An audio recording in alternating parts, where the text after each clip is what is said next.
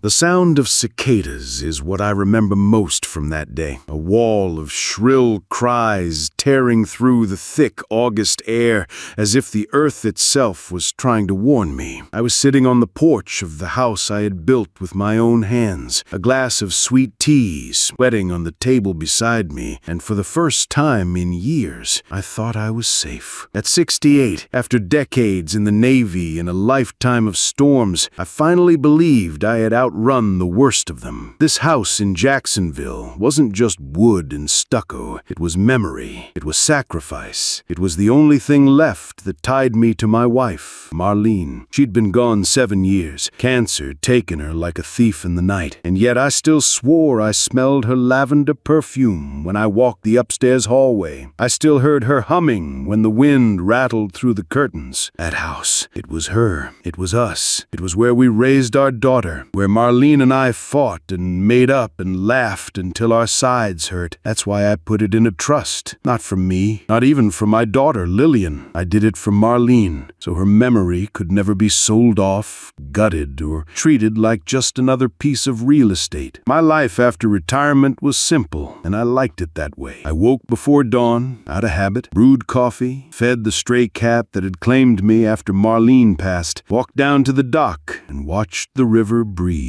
In the afternoons, I worked the garden. Tomatoes, peppers, and a lemon tree, too stubborn to bear fruit, but too stubborn for me to give up on. And when the sun set, I sat alone in the silence, filling it with ghosts of the past. Lillian, she came around less and less. She was 40 now, still chasing dreams that slipped through her fingers. I loved her, of course I did. But sometimes I wondered if she'd ever learned what Marlene and I tried to teach her. Honor, responsibility, the weight of your word. She called more than she visited. The calls always circled the same thing. Money. How much did I have left? Could I help her just this once more? Rent, a car payment, a down payment for a foolproof business idea that turned to dust within months. And I gave, because that's what fathers do, right? You give, even when it hurts. But her last call was different. There was an edge to her voice, a sharpness, like someone trapped in a burning room. She brought up the house again. Dad, you don't even need that big place anymore. You should sell it. Take the money. Travel, live a little. I laughed, trying to keep it light. This house isn't for sale, Lillian. It never will be. But she didn't laugh with me. The silence on the other end of the line was heavy, calculated. The kind of silence that sticks to your skin like sweat. That was the moment I first felt it. The shift, the shadow. Something coming my way. I couldn't see its shape yet, but I knew deep in my gut my quiet life was about to be torn apart. The Florida sun has a way of reminding you who's in charge. It presses down like a hand on the back of your neck, seeps into the wood of the porch,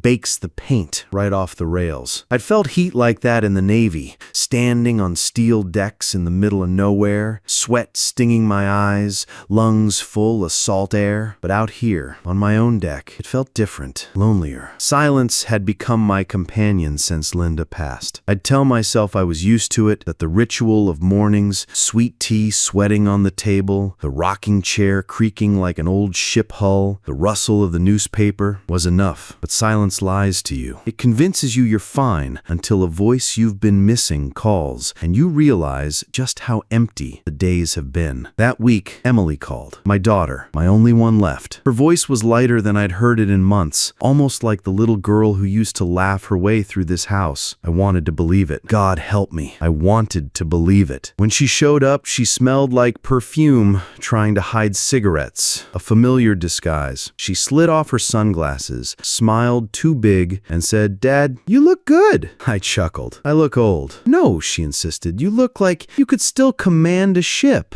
That twisted something in my stomach. Compliments from Emily were never free. I'd learned that the hard way. But she was my daughter, flesh of my flesh. How do you let suspicion sit between you and the only family you've got left? We danced around small talk, her latest job, the heat, my health, before she steered the ship where she always does. Money. "Dad, this house is too big for you. You don't need all this space. Wouldn't it make more sense to downsize? You could travel, relax." Her eyes lingered on the cabinets Linda painted with her own hands. "I like this house," I said, sharper than I meant to. "Your mom and I built our life here." Her smile faltered, then recovered. "Of course, I just worry about you, rattling around here all alone." I shrugged it off, but something in her tone stuck with me, like the first ripple before a storm. Then the little things started happening. A bank call for a withdrawal I never made. Mail that vanished. I told myself it was clerical error. I told myself maybe age was catching up with me. But then my neighbor, Mark, leaned on my porch rail one evening with that look of his. "Harry, you planning to move? Heard from a guy at the realty office your house was listed, cash sale." I laughed at first. That's a mistake. But when he walked away, the laugh died. Something in me knew. That night, I sat at the old oak desk Linda picked out when I made captain. The keyboard felt clumsy under my fingers, but it didn't take long. There it was, my address, my home, sitting on a real estate site, photos shining like trophies, my kitchen, my bedroom, Linda's garden out back, and stamped across the page, pending sale. My throat went dry. At first, I thought my eyes were playing tricks on me, that the screen had glitched, or maybe I'd clicked the wrong tab. But no, the name was right there, glaring back at me in black and white. The seller's contact, Emily, my daughter. For a moment, I couldn't even breathe. The mouse slipped from my hand, clattering against the desk as I stared, my pulse hammering in my ears. It felt like the deck of a ship giving way beneath my feet, sudden, violent, unmoored. How could she? That night, I barely slept, pacing through the house in the dark, fingers trailing over walls Linda once decorated with her favorite wallpaper, pausing at picture frames where Emily's childhood smile stared back at me. I wanted to believe there was some mistake, some scam. Maybe her name was used by someone else. But deep down, I knew. I'd seen the flicker in her eyes in recent months, the rehearsed smiles, the phone calls she'd end the moment I walked in. By morning, my chest felt tight with a different kind of storm. Not grief, not anger, something colder, something sharper. I didn't call her. I drove. Her apartment was one of those tired beige complexes on the edge of town, the kind that smelled faintly of mildew and regret. I knocked once, firm. The door creaked open, and there she was, my daughter, my Emily. Mascara smudged under her eyes, hair pulled into a careless bun. For a second, just a second, her face flickered with something. Guilt, maybe, before the smile slid on like a mask. "Dad," she said, too bright. "What are you doing here?" I didn't bother with small talk. My voice came out steady, the same voice I used on the bridge when storms tried to tear the ship apart. "Don't play games with me, Emily. Why is my house listed for sale?" The smile wavered, a tiny crack. She opened her mouth, but the words stumbled.